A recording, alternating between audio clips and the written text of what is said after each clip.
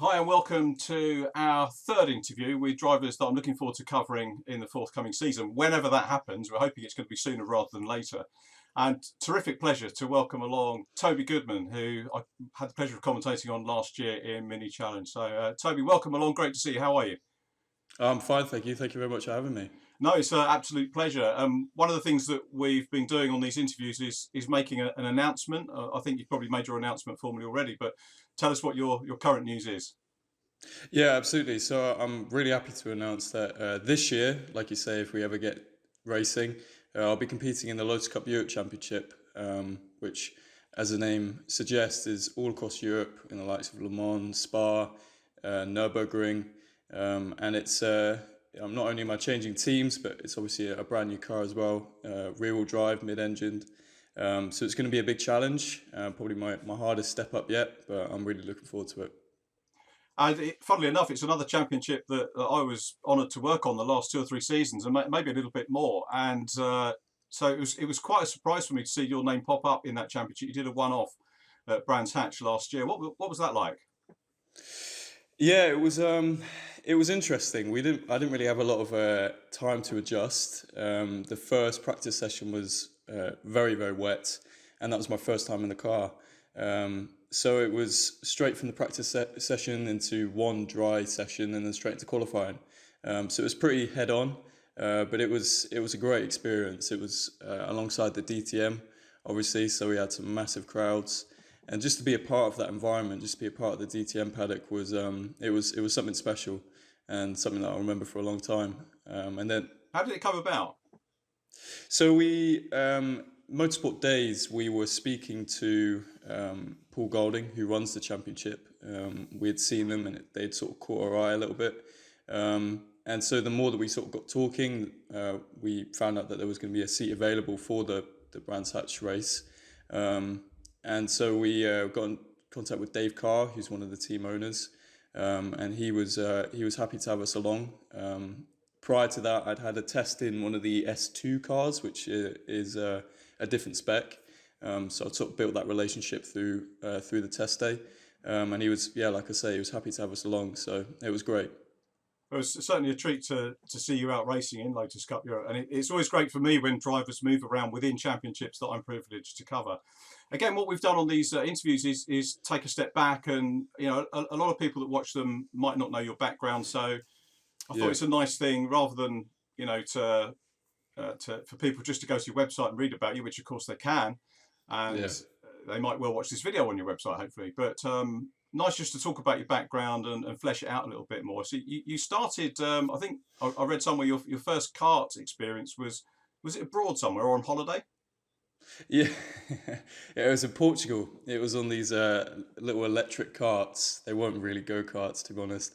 But my dad used to race in karting, and when I was about 7, he told me about this go-karting. And at the time, I was into racing. I was watching it a little bit, and I was going to a few races every now and again. But I mean, as soon as I heard about this go-karting thing, I was all up for it. But I had to wait for my 8th birthday. And yeah, like you say, my first taste of it was when I was younger than 8 in these little electric things. But the first time I actually got into a proper kart was when I was 8 on holiday. And that was really my first taste of it. And I begged and begged to be able to continue it on once we got back to the UK.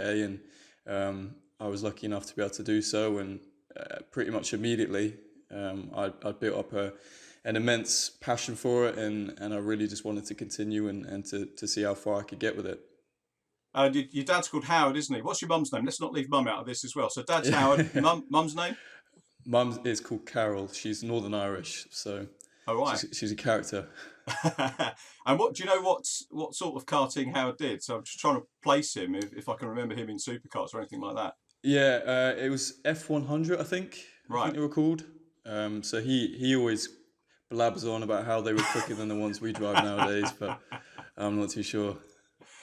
That's cool. And you were cadet champion at Daytona, and then you moved into Easy Kart, which is the Daniel Ricciardo series now. Rookie champion in 2015, 7th overall. So was that a big step up? How did you find the extra competition when you moved into there? Yeah, I mean, to be honest, Richard, it was like going from driving a standard road car to driving a Formula One car. The step up from the corporate karts that I was driving to the easy karts at the time was immense. It's probably the biggest step up I've done speed wise in my whole career. And it took me a while to get used to it. At first, I was just driving on sort of pure instincts and adrenaline, just trying to keep the stuff on the road, which was sort of a 50-50 chance at the time. But as I sort of progressed and learnt, we managed to pick up a few podiums on my first year, actually. But the main thing to get used to for me at the time was the racing. In the corporate karts, it was almost like touring car racing, because you had these bumpers around the outside of the karts. But you go into the competitive scene, and it's like formula racing. If you make any contact, there's a chance of a big accident. Yeah. And so some of my I'll put my hands up and say some of my decision makings at the time probably weren't ideal, and we got in trouble a few times with the stewards. Some big lessons to be learned with regards to racing, but sort of took it on the chin, and moving into my second year, learned from it, and I'm pretty happy to say that, you know, by the time that I was competing for the championship, you know, we were one of the best races out there. So it was a big learning curve, definitely. And you were champion in 2016. Now, you're very modest about your achievements in that. Say rookie champion, 7th overall first year, and champion the following season, which that's pretty good going. Yeah, thank you very much. Yeah, it was tough to make that sort of step into the championship winning scene. From the previous year, we had sort of been competing for top fives, and then sort of the top four from that year had moved on. So naturally, I was now the one that everyone was sort of betting to get the championship. So to be honest, at the time, it wasn't really something that I had aimed towards. It was more, it sort of came with just focusing on the performance and focusing on just doing the best that I could. Yeah. I didn't go into the year, you know, expecting to win the championship or wanting necessarily to win the championship exclusively. I was more focused on just sort of trying to build up more experience and progress. And even throughout the championship winning year, that was present. You know, at the start of the season, it didn't get off to the best of starts. We came 6th, I think, in one of the finals. But gently as the year went on, you know, I learned and I progressed, and it sort of all fell into place, really. The thing I didn't realise until I read your biography was that you took part in the Ginetta Scholarship, which people are going to go, oh, here we go, Richard's doing another Ginetta interview, because the two ones that we've done so far are both Ginetta drivers. But there is that connection. Motorsport does tend to get intermingled quite a lot. But so scholarship, was that something you heard about, or was it a prize for winning Easy Kart?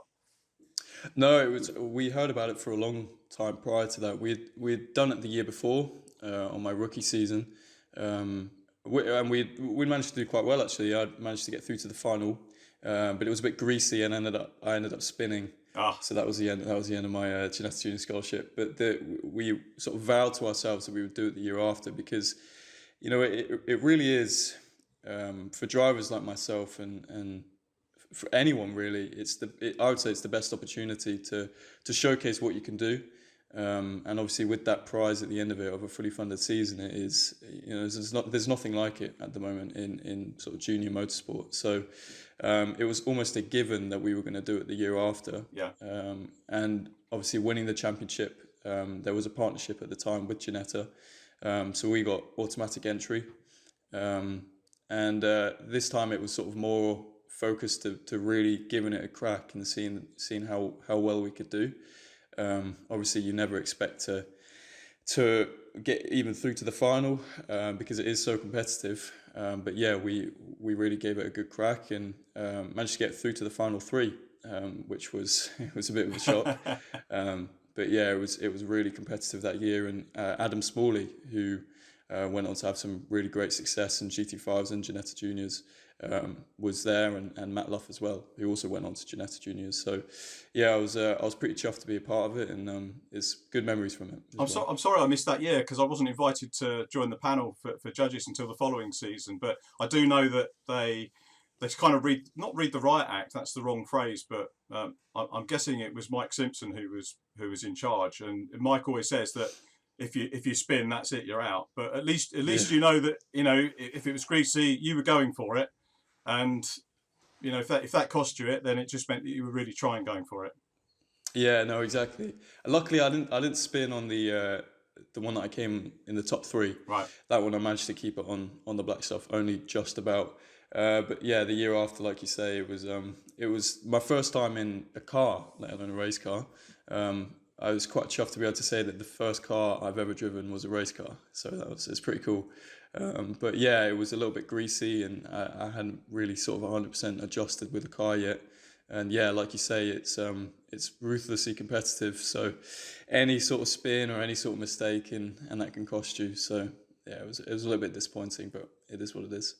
And then 2017, you didn't get out to race because I don't think the team managed to get everything together. So you did it a year of testing. And how frustrating is it for you as a teenager, having had the success in Easy Kart, having done so well in the scholarship, then to have an enforced break? I know you did some testing, but competition is what it's about. So describe that year, what you did and how you felt about that. Yeah, I mean, it was, to be honest, the step up into cars for us was always uncertain. The budget required to make that transition is very large. So really, we were trying to find the right championship to do. And in junior category racing, there's a limit to how many championships you can enter. Once you get into the senior category at age 16, it really does open up. So we were in this awkward position when I was 15 years old in 2017, where we didn't really have a lot of options. And like you say, at the time, we had built the relationship with Accelerate. We'd been testing the Ginetta Junior throughout the year, aiming to potentially move into the championship the year after. Unfortunately, that sort of fell through a little bit. It was sort of a mutual decision. It wasn't really, we didn't really see the benefit in it anymore. But the team, like I say, once we built that relationship with the team, they were very much happy keeping me on, and they were really sort of wanted to keep me on to do the Mini Coopers, which at the time we hadn't heard about, but the more we looked into it, the more we realised it was a really sort of wise decision to move into that, given the step ladder into JCWs and then into touring cars. So at the time, yeah, it was sort of frustrating, especially when you're seeing everyone around you racing and you can't. That's almost the worst thing. But sort of you sort of do need to be grateful for having the option to even test, especially during those times. So yeah, it wasn't too bad. But getting out in the end in the Mini Cooper was definitely a good moment. And it was a leap, pretty much like Lewis Gaylor was our second interview, our last interview that we did, and Lewis made the transition from actually not doing any junior car racing, just did karts and made it straight into senior. And that's what you did, like Lewis, into minis in the Pro-Am Coopers. And you did your first season. You did what you did in Easy Kart, so you got a win. And you actually did better than Easy Kart because you weren't seventh in the championship. You were third overall first year. That's for a junior to come into what is a very mixed and competitive championship. Again, stunning first year. Thank you very much. Yeah, it was, like I say, it was a huge learning curve, just like the karting one was. It's a completely, I was surprised actually just how different the dynamics of car racing are to karting. It's a lot more thought out, it's a lot more sort of lethargic in how the racing is played out. But it was very, very, very difficult to get to grips with, especially with the competition around me. I was racing against some pretty experienced drivers who had raced in the mini sort of Celtic Championship in Scotland. Yeah. But it was sort of learning in the deep end really, and I sort of just had to make it up as I went along and learn from the mistakes and gain sort of experience from what I did well. And yeah, like you say, at the end of the year, it's a shame there wasn't an extra round because I really did feel like I'd sort of clicked with it at the end, and at Rockingham as well, which unfortunately is no longer. Shame we don't go back there, but it was a great end to the year. And like you say, to be able to pick up a P3 in the championship and on my first year, it was really confidence inducing. Did you have a mentor or coach for those that first year of car racing? I didn't, but my dad tends to be the one that's my mental coach for those type of things. He tends to say it as it is, whether it's good or bad. Yeah. So it's what you need as a junior driver, I think, not to get too big-headed or not to get too down when you're. It sounds like you two have a good relationship, because as far as my experience is that there aren't too many sons and fathers that can have that relationship where the son can take that advice from dad.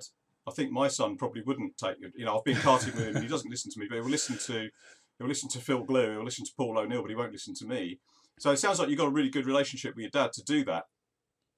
Yeah, I mean, from the start, it's always been, we've always just done it for fun. It's always just been, he enjoys his racing. I obviously enjoy my racing. And so we've just sort of, it's been a lads and dads type of environment. Now, when it's become a little bit more professional, he's sort of taken the step back a little bit and he's more the observer. So I'll be there and working with the team and sort of in the epicenter of everything.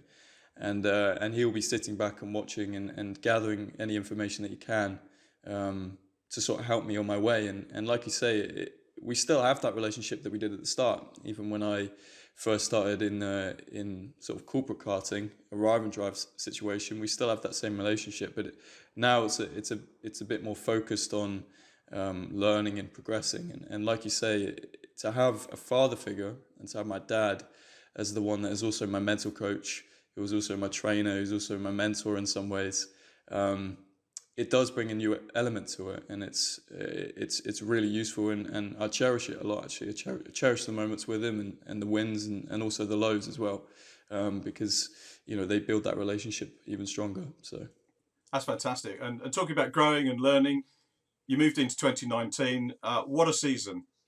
Second overall. I know you wanted to win, but 7 wins, 6 fastest laps, 4 poles. I think probably the better stats of any driver in the championship. I got to see 2 meetings live in commentating. Absolutely stunning racing right the way through the mini package last year, and your class racing was absolutely brilliant. So tell us about that year, and how frustrating was it to just miss out on that title? It was frustrating, especially seeing as going into the last round of the season, there was still a sort of glimmer of hope.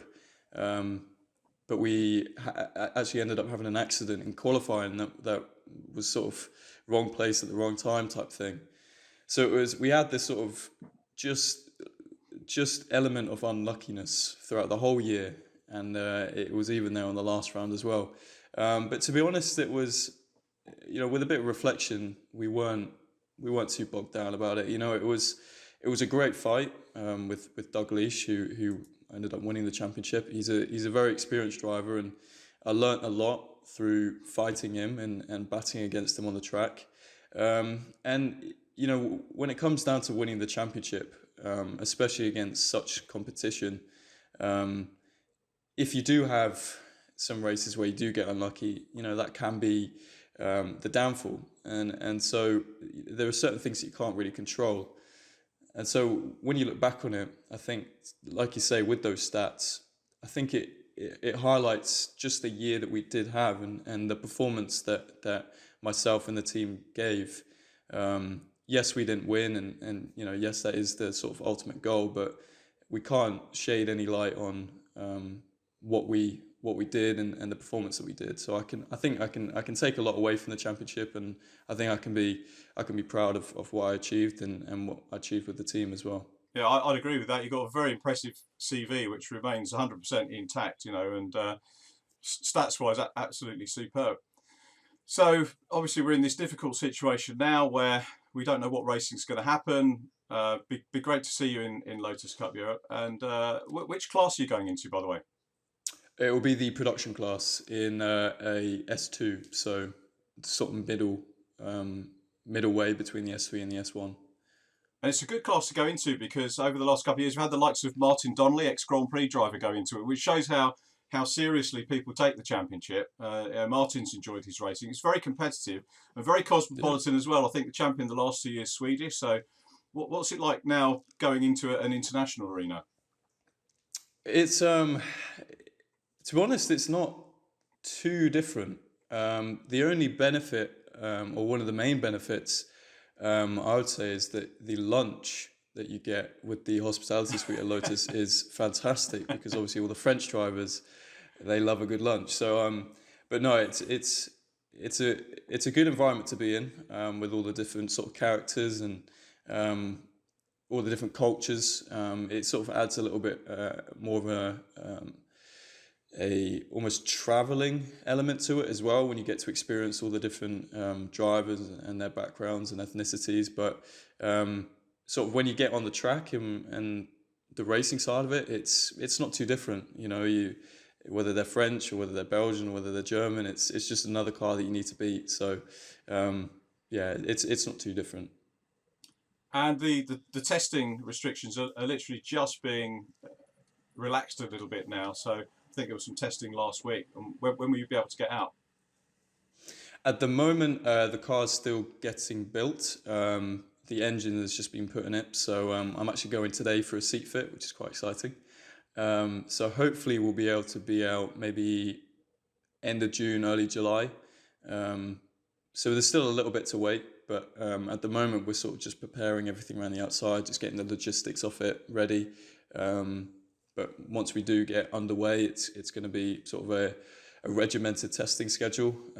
Maybe get 2 test days in before the race, the first race at Brands Hatch.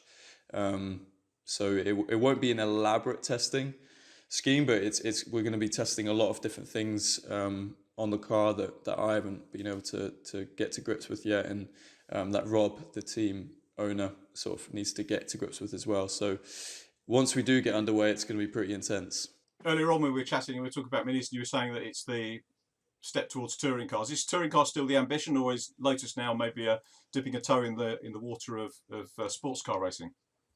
So for me, the goal is always to become a professional, to be able to make my passion, my career and my profession. For me, that's the ultimate goal. So I've never really committed to one pathway of motorsport. I've been lucky enough to sort of dabble in, like you say, touring cars, and now into sports cars. So really, it's wherever the sort of tide takes me in some ways, and always chasing that opportunity for a professional drive. At the moment, the world of sports cars and the world of endurance racing is as healthy, I think, as it's ever been, especially with GTs, GT3s and GT4s. And Lotus have just announced a new GT4 program, which for myself as a Lotus driver is quite exciting. So, but like you say, at the opposite end of the spectrum, Accelerate Motorsport have a British touring car team, which for me to be able to enter with Accelerate would be in many ways a dream come true. So yeah, like I said, it's not really, I'm not really committed to any sort of pathway, but just sort of aiming for that professional drive. Well, that's good to hear. And whatever plans, whatever happens, we wish you well. Thanks very much for taking the chance to talk to us today. No Keep us posted with the news, and hopefully we'll have another chat again in the very near future. Toby Goodman, thanks ever so much. Thank you very much.